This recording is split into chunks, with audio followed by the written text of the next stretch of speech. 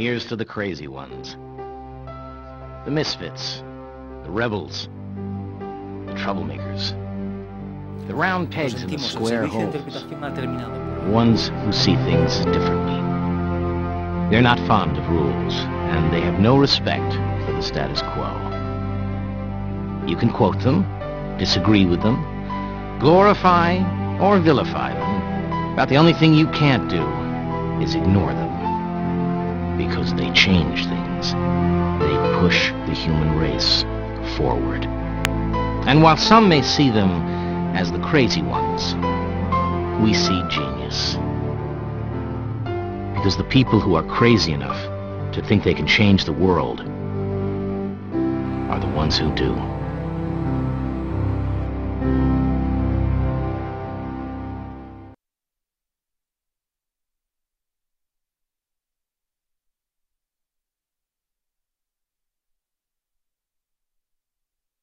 Con esta cita, con la que acaba el vídeo, digo, bueno, pues voy a empezarlo para un poco cuestionar todo, porque es que yo no voy a hablaros de fundraising, de hecho no tengo ni idea de fundraising. Tengo tantos nos en mi currículum que ya he abandonado saber un poco la teoría de decir, bueno, a través de castañas uno aprende. Yo creo que me he metido tantas ya que prácticamente he abandonado. Entonces, ante la curiosidad de decir, bueno, ¿cómo es que me invitan para cerrar un congreso de fundraising? Al final he decidido cambiar el título, es decir, bueno, vamos a hablar de innovación, como ya hablaba Daryl, pero desde un punto de vista un poco diferente, ¿no? Con esta idea de decir, bueno, vamos a trascender, vamos a romper un poco fronteras. Daryl hablaba de innovación en fundraising, yo voy a hablar de innovación en nuestra organización, en nuestra manera de pensar cómo se puede trascender. Y hay pocas cosas que sabemos. Yo creo que es el hecho de tener un nivel de complejidad tan grande en el mundo hoy, tan grande además la velocidad en la cual se cambian las cosas, que sabemos pocas cosas, pero hay una cosa que seguro que sabemos, y es que la inercia no es sostenible. Yo creo que ese es el primer elemento que tenemos que aceptar de alguna manera, ¿no? y que sobre todo las ONGs debemos de alguna manera asimilar. La inercia no es sostenible quiere decir que los caminos que hemos utilizado hasta ahora para responder a los grandes retos sociales se están agotando. Y vamos a ver por qué. Y yo, bueno, pues he intentado presentaros cinco razones que estoy viendo de alguna manera detrás de todo este replanteamiento de estrategia. El primero, el más claro, el que sabe todo el mundo, ¿no? Cuando tus ingresos no bajan un 10, un 15%, con lo cual podrías de alguna manera con mejoras de eficiencia resolver el problema que tienes, sino que te bajan un 50, un 60, un 70%, la única manera de salir adelante es repensándote de arriba abajo. Primera razón. Segunda razón, cuando tienes una hemorragia, los parches no sirven. Entonces, cuando te das cuenta de que el problema empieza a crecer mucho más rápido que la solución que le estás dando, quizás también te deberías replantear la organización, o al menos la solución que le estás dando. Hay gente que no está de acuerdo con eso, que dice, bueno, yo si ayudo a una persona ya estoy contento. Y me parece muy bien, me parece fantástico. Pero yo creo que la mayoría de nosotros que estamos aquí tenemos la intención un poco de encontrar la solución, ¿no? Y entonces cuando ves que la dinámica te lleva a la irrelevancia, quizás es hora de empezar a repensar tu propia organización. El tercero es que seguramente a muchos de nosotros nos falta encontrar la evidencia de nuestro impacto. Yo creo que algunos de nosotros estamos convencidos que lo que hacemos está bien y lo hemos empezado a medir, pero hay muchos que todavía no. Y muchos de los que no miden seguramente es porque no existe evidencia de impacto, hemos hecho unas hipótesis incorrectas, y esto nos ha pasado a nosotros. Yo trabajaba en la ONU, en UNICEF, y muchas hipótesis eran incorrectas, y hasta que no nos dábamos cuenta de que, oye, hay que medirlo, y que esas hipótesis de salida que hacíamos no funcionan, seguíamos dándole vueltas y vueltas y vueltas, ¿no? Con lo cual, cuando nos empezamos a tener esa falta de evidencia de impacto, quizás también es el momento de plantearte la innovación. El cuarto es que en época de abundancia, yo creo que muchos de nosotros también hemos caído en la tentación de seguir el dinero. Vamos por donde nos lleva el dinero, con lo cual caes en la trampa del clientelismo. Y vemos que las primeras organizaciones que murieron en España, las primeras ONGs que murieron, son aquellas que seguían ese dinero y que dejaron un poco la misión de camino. Pues lo que estoy, yo creo que viendo en este momento es que todo el mundo está de alguna manera recuperando esa misión, que es lo que realmente te va a llevar a la relevancia, al impacto y seguramente a los ingresos. Y una última razón, hay muchas más, pero una última razón es que seguramente hemos descubierto, algunos de nosotros, que hay gente que lo hace mejor, que de repente han nacido movimientos, organizaciones, empresas, que están haciendo lo mismo que nosotros queríamos hacer, pero lo están haciendo mejor. Pues quizás replantearse, copiar o simplemente cerrar y plantearse otra cosa. Hay mucha gente que después de presentar esto dice, bueno, pues yo creo que en el sector en España cada vez hay mucha más gente que te dice, bueno, no tenéis futuro, ¿no? Las ONGs es algo del pasado, es algo de los 80, los 90, el año 2000, y por ahí se está acabando. Yo creo que se equivocan. Y se equivocan porque básicamente todos nacimos, y la gran mayoría de nosotros, nacimos de un concepto, y el concepto es la innovación social. Con lo cual, yo creo que la idea de innovación social, de buscar soluciones nuevas, que sean más eficientes, que sean más eficaces, que sean más justas o que sean más sostenibles, eso es la innovación social. El dar respuestas más eficaces, más sostenibles y más eficientes a los problemas sociales que tenemos, ¿no? Y a esa cosa que nos indigna, a esa cosa que nos despierta, ¿no? que nos bulle. Entonces, por aquí lo que quería plantear es que al final la solución, yo creo, a los grandes problemas que tenemos, sobre todo esas organizaciones que nos tenemos que de alguna manera reinventar, pasa por volver a nuestra raíz, por volver a la innovación social. Y lo quería hacer a través de ejemplos, porque si no todo es teoría, ¿no? Y ya yo creo que Daryl también ha hablado de muchos ejemplos. Me gustaría tener aquí a Ángel. Ángel era el presidente de esa organización para testear alguna vez alguna de las ideas que nos presentaba Daryl. Pues quizás aquí también podríamos ponerlo encima de la mesa, ¿no? y verificar si algunos de los mensajes que nos están dando las organizaciones que están un poco delanteras, ¿no? Que han tomado la delantera en la innovación social, cómo pueden reaccionar los que realmente tienen el poder en nuestras organizaciones. Os quería hablar de algunas que realmente han innovado. Fundación Paraguaya, empezamos con ellos. El problema que tenían es que no hay acceso de calidad, a educación de calidad en Paraguay en zonas rurales, sobre todo formación profesional. ¿Qué hicieron? Una idea muy simple, y es que crearon escuelas rurales que tienen unidades de negocio que son pedagógicas. Es decir, que los estudiantes lo que hacen es trabajan una semana, un grupo trabaja una semana y estudia la siguiente, y se intercambian, ¿vale? No es una revolución. Simplemente lo que te dicen es, a través de unidades pedagógicas de negocio, lo que hacemos es conseguir la financiación vendiendo tomates. Dice, en Paraguay, Martin Burt, esto es una innovación seleccionada por la Schwab Foundation. Martin Burt, el creador, dice, todas las escuelas de formación profesional en Paraguay te enseñan a crecer tomates. Lo diferente que hacemos nosotros es que llevamos al estudiante y lo llevamos al mercado y que él venda los tomates. Y cuando el tomate es feo o el tomate le pasa algo y no lo vende, se lo tiene que comer, vuelve a casa y tiene que repensar cómo recuperar la inversión y volver a crear valor y recuperar lo perdido. Y él lo que decía es de cada accidente que pasa en esto, en la producción, en tener que vender, en ese accidente existe el aprendizaje. Pues él lo que ha hecho simplemente es desarrollar esa metodología de aprendizaje combinado con la práctica, ¿no? Pero con la práctica desde un punto de vista radical. Y lo que ha conseguido pues, son escuelas en 50 países autofinanciadas, al 100%. No hay ingresos, no hay subvenciones, etc., ¿no? Pues una idea para aquellas ONGs que están trabajando en temas de educación es utilizar modelos de negocio que de alguna manera te resuelvan un problema social. Yo creo que por ahí pueden haber algunas soluciones. Fundación Paraguaya. Bonos de impacto social. Esto es para toda la gente que está trabajando en servicios, sobre todo en prevención, en España y en muchos países. Aquí es un poco una visión revolucionaria sobre cómo poder financiar en España servicios sociales cuando nadie te los está financiando, porque la prevención nadie te la financia. Tienes un servicio sanitario que está organizado para la cura, para el tratamiento. Nadie te va a financiar nada para prevenir accidentes de rotura de caderas, por ejemplo, que tenemos ahora un señor importante por ahí, pues nadie te está financiando esa prevención de rotura de caderas, ¿no? Te vamos a pagar la rotura, pero no te vamos a pagar la financiación. Bonos de impacto social, ¿qué son? Básicamente es un contrato de pago por éxito, el concepto de pago por éxito, en el cual, bueno, ahora os lo explico, ¿no? O sea, básicamente la administración pública no paga nada al principio. Ellos simplemente firman un contrato en el cual dicen, si consigues que el número de personas que se rompen la cadera disminuye de lo que tenemos normalmente en este rango de edad en un 30%, por cada persona que disminuya de tu grupo, del grupo al que tú tratas, te vamos a pagar una cantidad, X, 30.000 euros, ¿vale? Pero no te paga nada, simplemente te promete un pago a posteriori. Tú te vas con ese contrato y te vas al mercado de capitales y buscas inversores de impacto que estén dispuestos a financiarte una acción de prevención de rotura de caderas, ¿vale?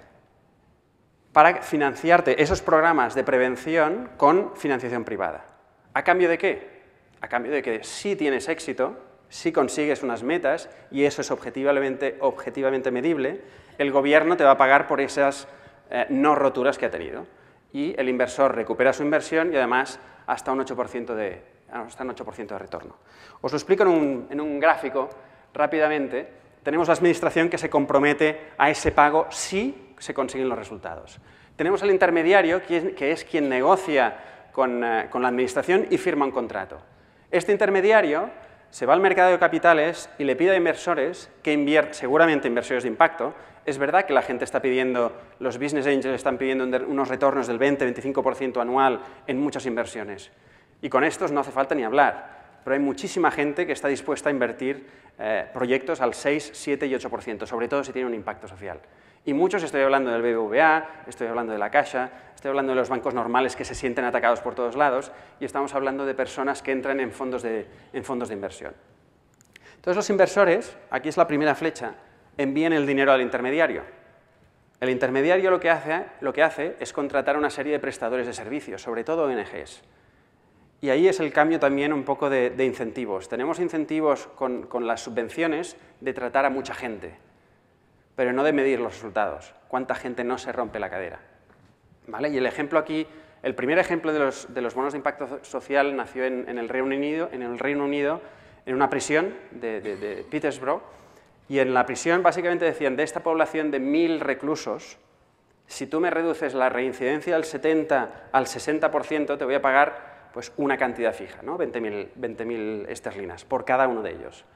Y contrataron a una serie de ONGs que estaban trabajando en esto, les cambiaron un poco la forma de trabajar porque les ponían unos hitos que tenían que conseguir durante el primer año, segundo año, van midiendo, el gobierno va pagando según unos cuantos hitos que se van consiguiendo a lo largo del tiempo y a los 5 años, si todo va bien, todavía no se han cumplido, si todo va bien, habrán recuperado la inversión y habrán devuelto el dinero anticipado, ¿no? O sea que el prestador del servicio informa al intermediario de los resultados que van consiguiendo, el intermediario informa a inversores de administración y el dinero, ¿no?, de la administración al final sirve para pagar al inversor. La administración no corre ningún riesgo.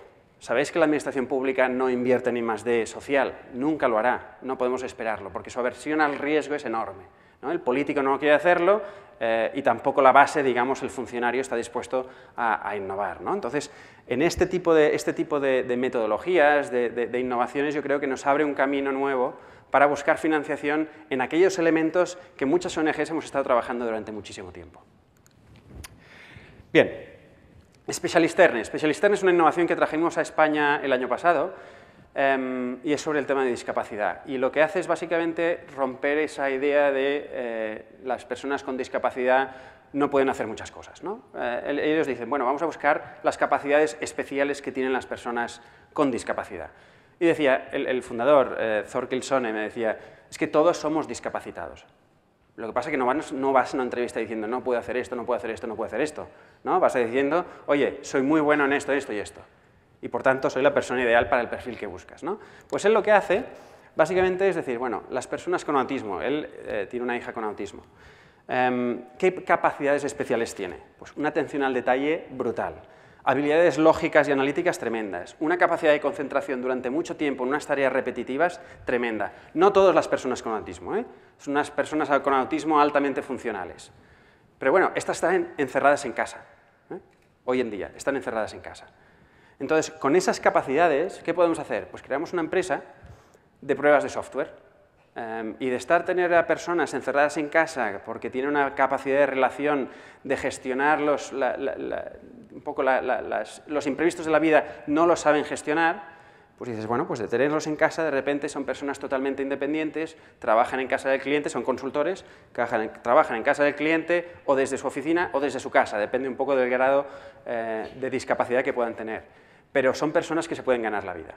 Facturan 3 millones de euros al año, tienen 90 consultores con autismo operando en Dinamarca, están expandiendo a 12 países, se creó en España en julio, y ya tienen a los 4 primeros consultores en proceso de formación en ESADE. O sea que esto está tirando, ¿no? Y lo que te hace ver es que quizás ¿no? ese cambio de chip de decir, vamos a mirar capacidades especiales de la gente con discapacidad y aprovecharlo. Hay otros ejemplos, hemos traído también a España Discovering Hands. Discovering Hands es simplemente un médico alemán que lo que dice es, las personas ciegas, ¿qué capacidad especial tienen? Muchas de ellas tienen una capacidad táctil tremenda. Pues lo que ha hecho es formarlas para ser examinadoras médicas táctiles y detectar tumores a través del tacto. Y lo hace, y es muy barato, lo hace a mujeres de 30 a 50 años sin historial médico, digamos, en la familia que les obliga a una mamografía, ¿no? Y dices, oye, pues tienes ese servicio contratado por ginecólogos y están creando una profesión, ahora importado y siendo implantado por la OMS en España, pues para ofrecer este servicio a mujeres jóvenes en de cara a la prevención, ¿no? Pues este tipo de solución, dices, bueno, una solución sostenible, un modelo de negocio y que te lo soluciona un problema social. Y no sabéis cómo cambia una persona que de repente está encerrada en casa y no tiene posibilidad de salir, a una que se siente útil en la sociedad, que no juega a producir, que a veces es lo que tienen los centros especiales de trabajo, ¿no? Que jugaban a producir algo que más o menos tiene valor. No, no, esto se vende en el mercado, compite en el mercado con cualquier otro. Y tiene un potencial de escala enorme. Otro ejemplo, este lo he escogido también porque nos añade un actor nuevo, que es el funcionariado, el cual en España hemos perdido muchísima fe, ¿no? con los funcionarios. Vamos a ver un caso, lo que es no el emprendimiento social, sino el intrapreneur social, ¿no? Como lo llamamos. Básicamente la UTE es una unidad terapéutica educacional en la cárcel de Villabona, en el centro penitenciario de Villabona. Y esto fue creado por un funcionario hace 20 años, que estuvo en la cárcel Modelo de Barcelona, aprendió mucho, se fue a Asturias y allí dijo, bueno, pues voy a cambiar todo el modelo. Y el modelo tiene una premisa clarísima y además hasta intuitiva, pero que no se aplica en ninguna prisión en el mundo. Y es que, bueno, en las noruegas sí, y es que la prisión es terapéutica desde el momento en que es capaz de replicar las mismas condiciones sociales de una comunidad normal, simplemente sin el elemento de libertad. ¿Vale? Pero tú tienes los mismos derechos y los mismos deberes. Y en esa prisión, la reincidencia ha bajado al 25% cuando la tenían en el 60%.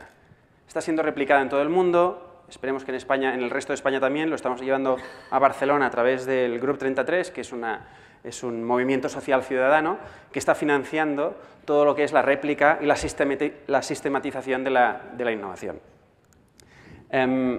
Y lo bonito también era decir, bueno, pues tenemos la ciudadanía organizada, que es este Grup 33, que de repente ya sabéis que las prisiones a nadie le interesa, todo el mundo quiere tenerlas lejos, ¿no? Y olvidarse y que estén bien cerrados. Bueno, pues la ciudadanía organizada se alía con funcionarios, que en realidad los funcionarios son intrapreneurs, ¿no? Estos emprendedores de dentro, y a través de esto van involucrando pues, a diferentes actores, a familiares obviamente, pero también a cocineros, periodistas, parlamentarios, a todo el mundo. Ha logrado que hasta actores en los cuales no se espera una involucración en la prisión, que hace un cocinero famoso hablando de prisiones, pues yo creo que eso lo que te hace es penetrar un poco en el sentido, un poco en la opinión pública de una manera un poco diferente, ¿no? Bien, otro caso en el que estoy directamente involucrado es el tema de las comunidades autofinanciadas. Ahora vamos a hablar de las personas de bajos ingresos y de su acceso a crédito. Sabéis que Mohamed Yunus, básicamente, él demostró una cosa, ¿no? Su gran aportación, más que el Grameen Bank y cualquier cosa, es demostrar que a los pobres se les puede prestar, porque te lo devuelven. Esa fue la gran aportación que hizo Mohamed Yunus. Bueno, pues un emprendedor social de Ashoka, que se llama Jean-Claude, con el que fui a la universidad, él ha demostrado otra cosa, ¿no? Un paso más.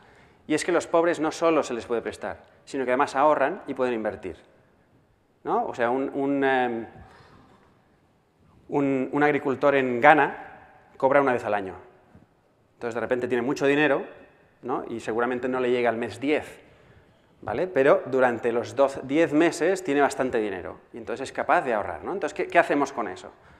Entonces, la idea es la siguiente. Dicen, bueno, vamos a crear comunidades autofinanciadas que son grupos de personas, máximo 30 personas, que ponen sus ahorros en común.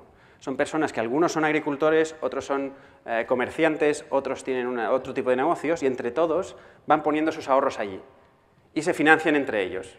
Me financias mis proyectos, me financias mis necesidades de consumo, etc.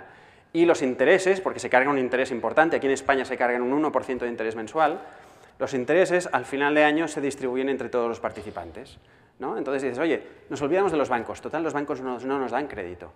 Y total los bancos, la cosa que en teoría tendrían que hacer bien, no la hacen bien, que es evaluar riesgos.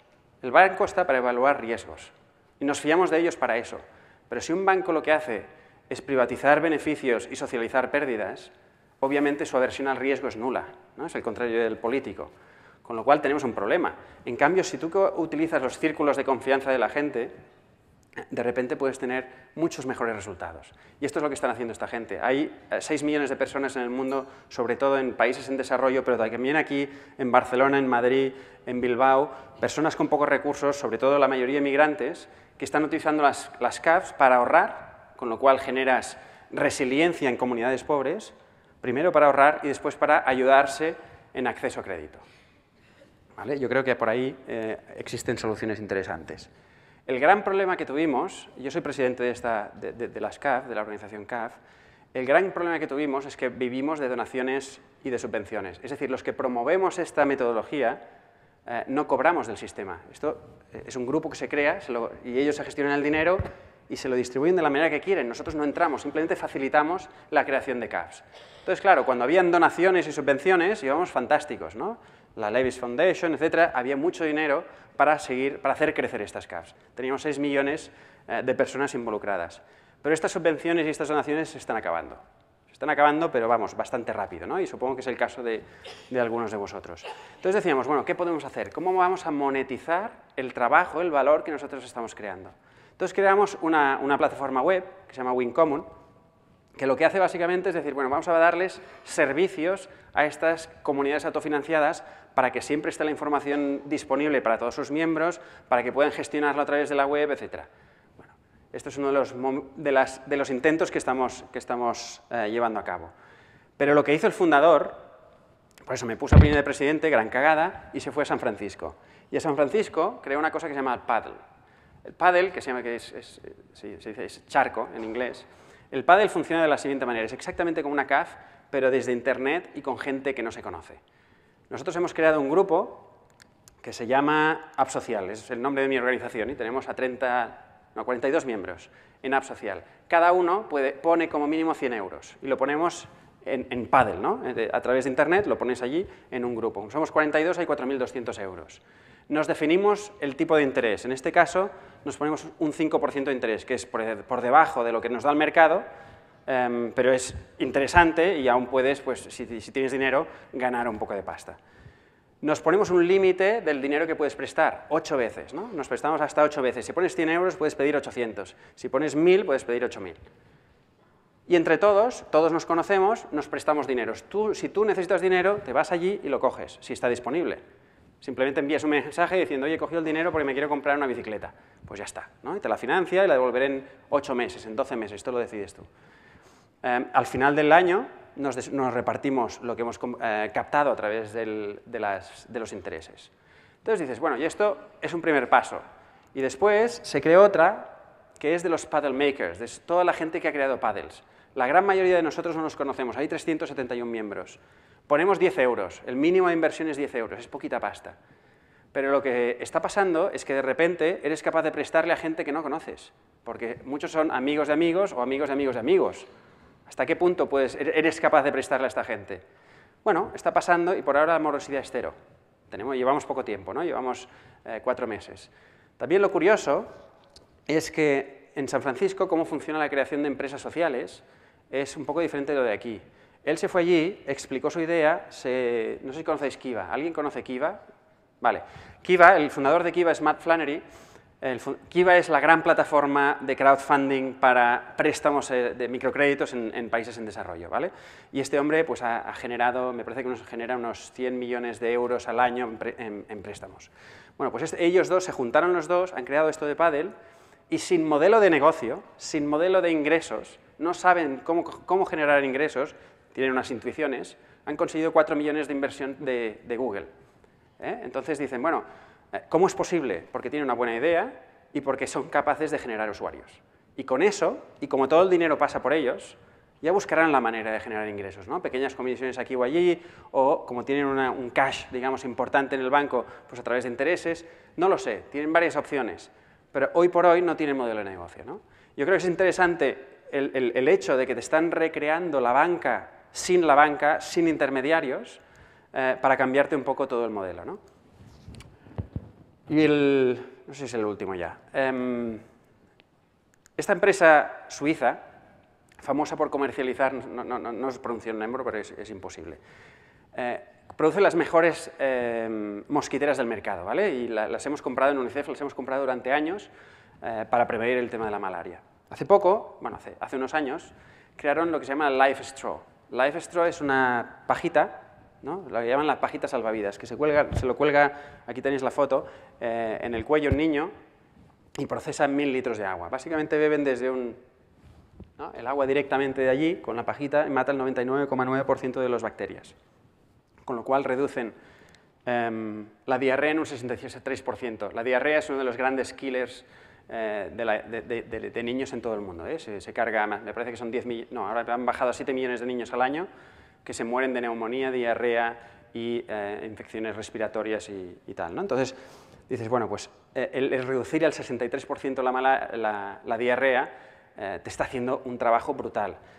El gran problema que tenemos aquí es el modelo de sostenibilidad. Estas pajitas, por ahora, como no hay una masa crítica de usuarios, no tenemos volumen, no es capaz de generar el ingreso necesario para tirar adelante. Pero a la que esto se mueva un poquito más, es mucho más, o sea, el potencial de esto puede ser rompedor. Esto es una empresa con ánimo de lucro exactamente igual. Y el gran problema que han tenido es que han pensado en la manera de monetizar todo esto a través del Carbon for Water. Esto es un programa en el cual dicen, como la gente hierve el agua a través del fuego, ¿no? En Kenia, por ejemplo, hierven el agua antes de bebérsela para matar a los bichos, pues dicen, no, con la pajita ya no hay necesidad de hervir agua, con lo cual pues hay menos emisiones y por cada pajita nos cobramos 3 euros de este programa de comprar,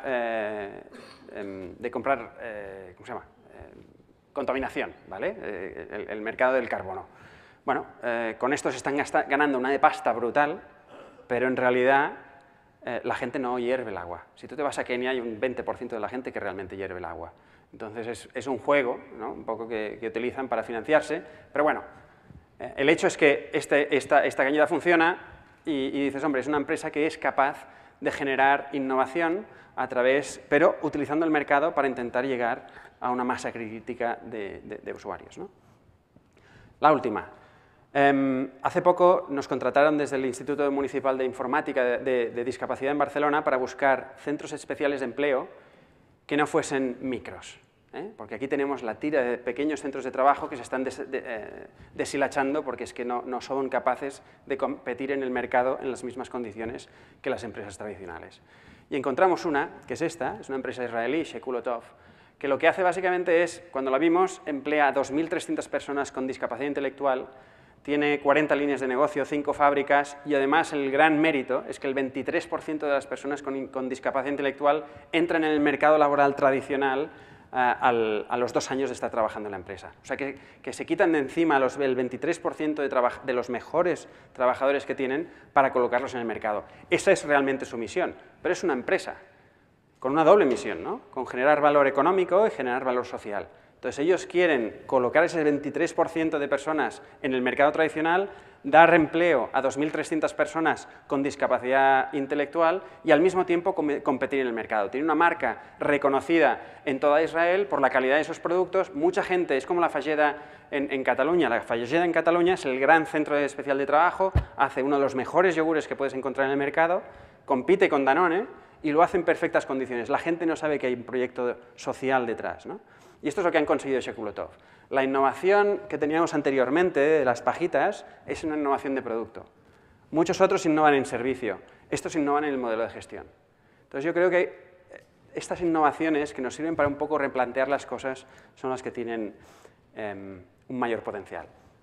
5 aprendizajes para acabar y así un viernes por la tarde a esta hora estar hablando de estas cosas, la verdad es que os debe aburrir a lo bestia, ¿no? Pero vamos a centrarnos en 5 aprendizajes y lo dejo ya. Primero, esto es muy fácil, casarse con quien realmente amamos. No amamos nuestras actividades, no amamos nuestra organización, no amamos nuestro modelo de negocio, amamos nuestra misión. Eso sí no es planteable, pero liberémonos de todas las ideologías que hay alrededor del mercado, de las empresas, etc. Yo creo que no hace falta, ¿no? Veamos a ver si somos capaces de alguna manera, casarnos con nuestra misión, que es innegociable, pero conseguir el mismo resultado con otras metodologías, ¿no? Entonces, seamos claros que el cómo es absolutamente líquido, ¿vale? Que lo podemos tratar y cambiar. Lo que no vamos a negociar es la misión. Primera lección. Y una vez dicho esto, vamos a buscar si el mercado es capaz de solucionar problemas sociales. Y os he dado algunos ejemplos de mercado, de empresas que compiten en el mercado y que son capaces de gestionar un problema social y de resolverlo. Y lo bueno es que el mercado nos da escala. El gran problema que tenemos la mayoría de ONGs, yo creo que hay que ser honestos, y los emprendedores sociales también, es que somos anécdotas.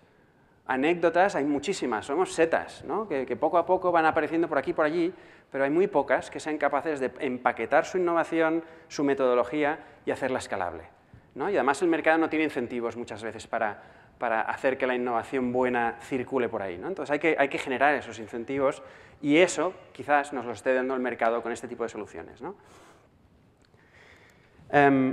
O sea que quizás el gran reto que muchas de nuestras organizaciones, y no digo todas, no están todas en el mercado. O sea, cuando tienes por ejemplo, personas con discapacidad intelectual del 99%, y hay muchas, aquí no puedes competir en el mercado.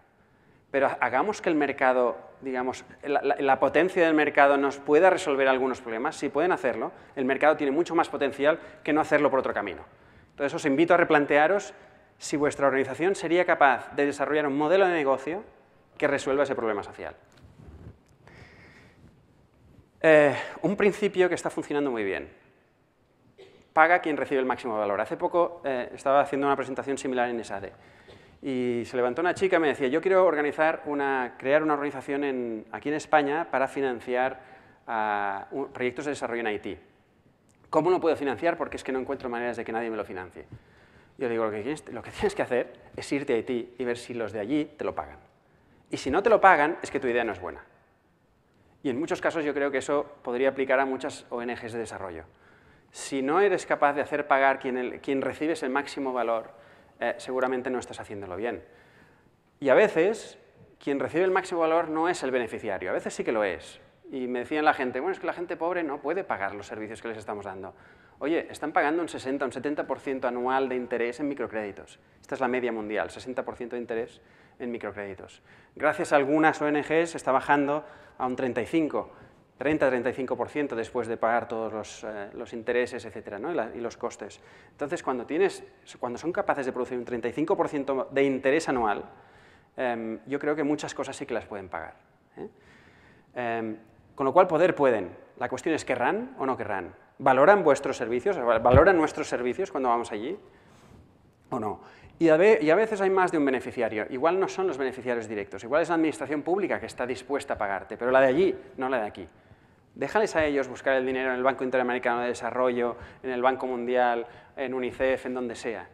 Pero si eres capaz de si estás generando valor allí, busca la financiación allí. Yo creo que eso es clave.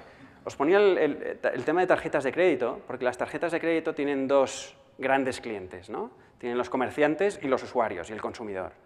Y ellos hacen pagar a uno, sobre todo, ¿no? A los comerciantes. Pues también hay maneras de hacer esto, ¿no? De buscar la creatividad en el modelo de negocio, buscando que una de las dos partes sea la que financie la otra. Bien, cuarta lección, ya estamos llegando al final. I+D+I social no existe en España. Y no existe en la gran mayoría de países, y eso nos lo decía Daryl. Yo creo que es absolutamente esencial que empecemos a experimentar, ¿no? Lo que decía, el ensayo-error es la única manera de innovar. Ensayo-error es ir probando, equivocándote hasta que en un momento haces clic y lo encuentras. Los gobiernos centrales no lo hacen, pero las ciudades, al menos lo que he encontrado yo en España, la gente que tiene los pies en el barro y que domina un poco de política también, son la gente que está más abierta a probar innovaciones. Yo creo que por ahí hay bastantes posibilidades. Y con empresas también es posible, ¿no? Con instrumentos financieros como los bonos de impacto social que os explicaba antes, la posibilidad de innovar es muy clara, muy clara. Y lo último es innovar en abierto. Aquí lo que estamos diciendo, básicamente, el gran mensaje es que la complejidad de todo este entramado de buscar modelos de negocio, buscar modelos sostenibles que te generen el mínimo ingreso para poder escalar tu solución, necesita de esa experimentación. Solos no lo podemos hacer. Entonces, si lo hacemos en abierto y lo compartimos entre todos, las posibilidades de éxito se multiplican. Hoy hay empresas que innovan en abierto. ¿Por qué no lo podemos hacer nosotros? O sea, los codazos que nos damos en algunos sectores en España son dramáticos.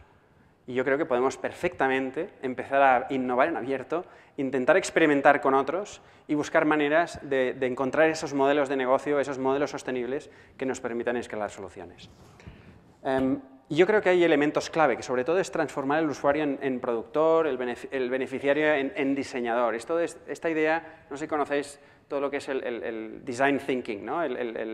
Todos los elementos de diseño sobre cómo podemos involucrar a los usuarios para tener servicios que les añadan valor y al final hacerles pagar por ello. Ahí están muchas de las soluciones, ¿no? De las maneras de innovar para encontrar esos modelos de negocio. Y al final no hay barreras de participación. Esto es uno de los elementos también clave que nos han traído las TIC, ¿no? las tecnologías de información. Un like del Facebook, ¿no? Un me gusta del Facebook, es a veces más valioso que no alguien que te explique el rollazo sobre cómo puedes mejorar tu organización. Utiliza las diferentes metodologías que hay para intentar recibir el máximo de participación posible y diseñar programas que realmente vayan al mercado y cuando vayan al mercado tengan éxito. Y ya acababa, pero después he pensado, yo en mi vida en UNICEF sobre todo trabajamos en un elemento que seguro que muchos de vosotros hacéis, que es el tema de la advocacy, o sea, de la incidencia política, del lobby y de la rendición de cuentas de cara a los gobiernos, ¿no? Y eso es una actividad esencial y no hay modelos de negocio para eso, ¿vale? Con eso no se hace negocio. Lo que sí que hay es incompatibilidades. Entonces dices, vale, ¿cuál es el objetivo de estas ONGs que hacen lobby, etcétera, ¿no? Es el cambio sistémico para asegurar que el poder, que las oportunidades, que los ingresos están bien distribuidos. Y lo podemos hacer facilitando la movilización social alrededor de soluciones transformadoras. El gran cambio que hay hoy en día es que tenemos movimientos sociales a punta pala, con unas ganas de centrarse en aquello que realmente puede cambiar el equilibrio de las cosas, ¿no? En decir, oye, ¿dónde está la bolita de nieve, ¿no? Que lanzas y que de repente se hace más grande? ¿Cómo podemos iniciar eso? Las ONGs estamos preparadas para eso, ¿no? Utilicemos esos movimientos sociales, en vez de competir con ellos, a veces por visibilidad, etcétera. Yo creo que existen muchas posibilidades de abrir, ¿no? De lanzar estas pelotitas y orientarles en qué pueden ellos aportar, sobre todo de movilización y de presión social, ¿no? Por tanto, influir en su agenda. Pero hay una incompatibilidad, y es que no podemos ser un prestador de servicios de la administración pública, ¿vale? O sea, vivir de unos y morderles la mano. No lo hacemos. Y yo creo que hay bastante hipocresía en España diciendo que sí que podemos hacerlo. Yo creo que no es compatible. Podemos discutirlo ahora, pero yo creo que no es compatible. El modelo de Amnistía Internacional y de Greenpeace es el modelo base, es el modelo que funciona para poder hacer un lobby, una presión, una rendición de cuentas realmente con cierto valor. Y con eso ya está. Espero haberos al menos provocado, que no sea un viernes por la tarde insoportable. Y ahora podemos hablar, si tenemos unos minutos, para criticar.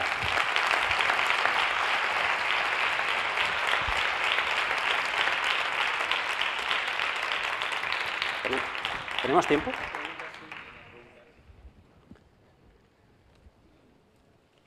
Interpretaré el silencio, que estamos todos de acuerdo, ¿eh?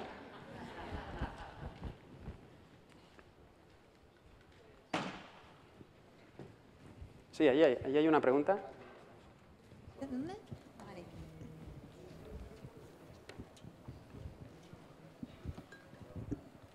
Hola.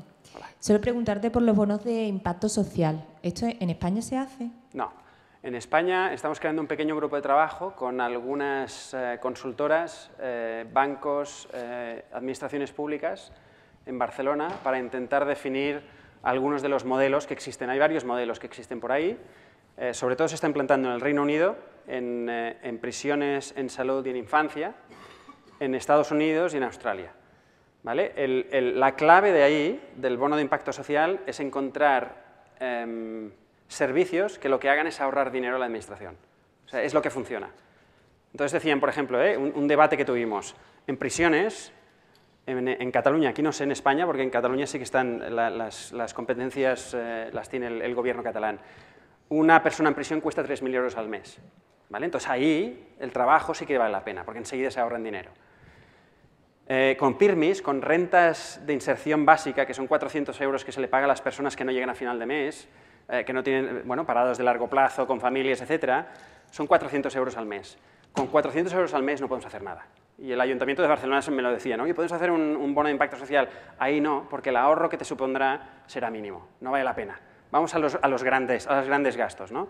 Prisiones, infancia tutelada, un fracaso brutal en España, con un fracaso escolar. Es que es nuestro próximo proyecto, entonces nos interesa muchísimo. Pues por ahí están las soluciones, ¿no? Infancia tutelada yo creo que es el gran área, porque primero es un fracaso bestial a nivel de fracaso escolar, etcétera, y después el coste es importante, con lo cual el ahorro sería importante. Pero bueno, os invito a mover a vuestras, ¿no? a las autoridades, sobre todo autoridades locales y gobiernos de comunidades autónomas, ¿no? Olvidados de lo que llamamos en Cataluña Madrid, pero que se refiere al gobierno central. Gracias.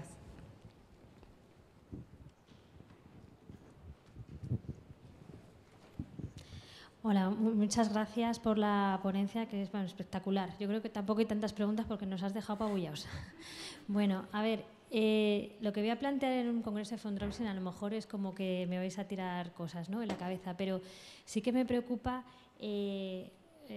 O sea, estamos dejando, evidentemente ha caído la administración, etcétera, etcétera, y entonces estamos ya como buscando otras fuentes y otros modelos, que es fantástico, ¿no?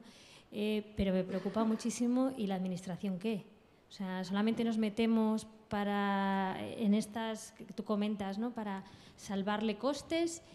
¿Dónde queda su responsabilidad? Es que ya vamos a buscar las responsabilidades en la sociedad, ¿cómo queda, no? Y a lo mejor es de debate que no sé si es de aquí, pero me preocupa mucho, ¿no? Pues ya desaparece, pero para todo, para las garantías, para ciertos derechos, ¿no? Eso es una simple... Buenísima reflexión. Para mí la respuesta es absolutamente no. Es absolutamente no. Las subvenciones no tienen que desaparecer. Había gente que decía las subvenciones al museo. No. Hay cosas que necesitan ser subvencionadas. Y una serie de derechos recogidos en este documento que en Cataluña cuestionamos tanto, que es la Constitución, que son papel mojado. Y entonces yo creo que hay una serie de derechos que se tienen que garantizar a todos. Y en algunas cosas el mercado no llega. Y en otras, digamos, la solidaridad tampoco. Y ahí es donde tiene que llegar el gobierno, ¿no? Entonces el gobierno tiene que ser garante. Si el mercado lo puede solucionar, el gobierno tiene que facilitarlo, ¿no? Entonces los bonos de impacto social serían fantásticos si el BBVA o un fondo de inversiones tuviese algún tipo de incentivo fiscal para hacerlo. Pero hoy dices incentivo fiscal en España y veis cómo está la ley de mecenazgo, ¿no?, que es lo que puede cambiar un poco el equilibrio de todo esto. Pues Hacienda lo tiene todo en el congelador, ¿no? Entonces, yo creo que hay una tarea de incidencia política súper importante para mantener los mínimos en todos sitios. Yo no me creo lo que dice el rey holandés, que el estado de bienestar no es sostenible. El estado de bienestar es sostenible. Tenemos unas deficiencias y unas ineficiencias brutales, pero es sostenible perfectamente. Lo que pasa es que hay que buscar maneras mucho más sostenibles y eficaces de hacer lo que hacemos. Y hasta ahora, ¿no?, esto, como he trabajado mucho tiempo en África, te das cuenta de que en Europa estamos, ¿cómo se llama?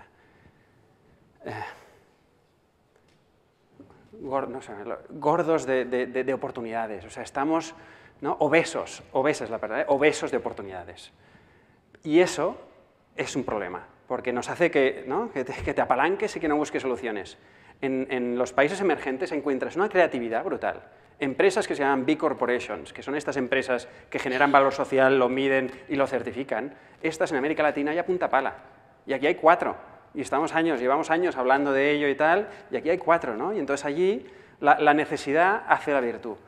Y aquí estamos demasiado obesos para darnos cuenta. Y yo creo que por ahí están las soluciones, ¿no? Pero bueno, aparte de eso, el gobierno el Estado tiene que garantizar que todo el mundo tiene las oportunidades iguales para al menos salirse, ¿no? Y que pueda caerse unas cuantas veces sin que desaparezca, ¿no? También, no sé si seguís el blog de 3.500 millones de Gonzalo Fanjul en el periódico El País.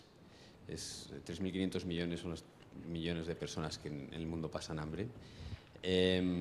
Gonzalo Fanjul, en situación de pobreza, Gonzalo Fanjul es una persona también muy cercana, tú le conoces bien al sector, trabajó muchos años en Intermón y demás.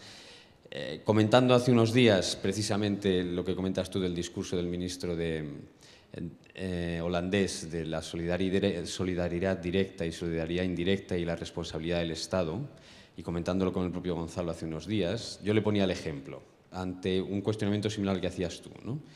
En España llevamos 30 años trabajando con solidaridad directa, es decir, la donación de los ciudadanos, y la solidaridad indirecta, nuestra solidaridad a través del impuesto, ¿no? Y le ponía un ejemplo muy claro. Los chavales que están en centros de acogida, en pisos tutelados, están hasta los 18 años. La responsabilidad del Estado llega hasta ahí. Y a partir de ahí, ¿qué hacíamos los que trabajamos en las ONGs con esos chavales? ¿Les echamos a la calle? El Estado ya no pone dinero, tiene 18 años, es adulto, ¿no? Ahí es donde aparece la solidaridad directa, porque todos tenemos derecho a ir a la universidad y a forjarnos su futuro a partir de los 18 años, ¿no? Entonces, es perfectamente compatible. Y hoy, precisamente, en el periódico El País, en el blog de Gonzalo, aparece esta reflexión, hablando del Congreso también, ¿no? Entonces, si tienes un huequito, también puede iluminarnos en la respuesta, ¿no?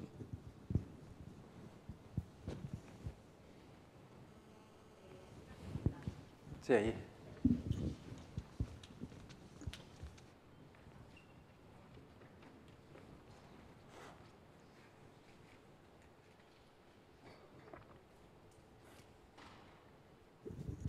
Bueno, muchas gracias, porque es interesantísimo todo lo que nos has contado. Antes, cuando has hablado de los bonos de impacto social y hacía como un esquema de administración, inversores, intermediario, prestadores de servicios, ¿esos intermediarios a quién te refieres? ¿Quiénes son esos intermediarios? Esos intermediarios son ONGs transformadas en especialistas en gestión de riesgos y en medición de impacto. O sea, es el que firma, puede ser perfectamente una entidad, una ONG prestadora del servicio. Lo que pasa es que necesita subcontratar una serie de actores, además de a sí mismo, para implantar. Y a veces esos intermediarios es un rol. Puede ser que sea uno de los de abajo, que diga, oye, yo implanto soluciones y además subcontrato a muchos otros para que hagan lo mismo, pero soy el que realmente asume la responsabilidad de la gestión. Con lo cual tú hablas es el que firmas el contrato con el gobierno, es el que recibes la financiación y administras la financiación de los inversores y eres el que subcontrata a las partes para que implanten el programa, ¿no? Pero bueno, hay diferentes soluciones. En Estados Unidos pues hay hasta administraciones públicas que juegan ese rol, hay fundaciones privadas, o sea, inversores que asumen ese rol y hay entidades que asumen ese rol. Pero bueno, es un rol más que no una entidad intermediaria, ¿no?